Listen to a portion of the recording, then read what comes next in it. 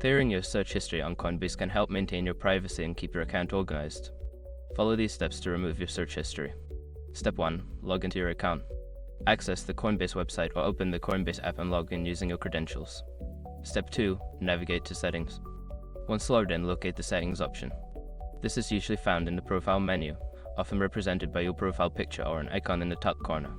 Step 3. Find Privacy or Security Settings. Within the Settings menu, look for a section labeled Privacy or Security.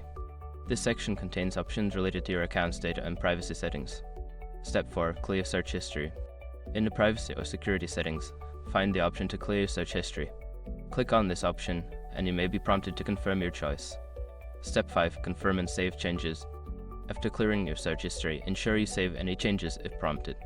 This will finalize the process and remove your search history from your account. By following these steps, you can easily manage and clear your search history on Coinbase. Remember to regularly check your privacy settings to maintain your desired level of privacy.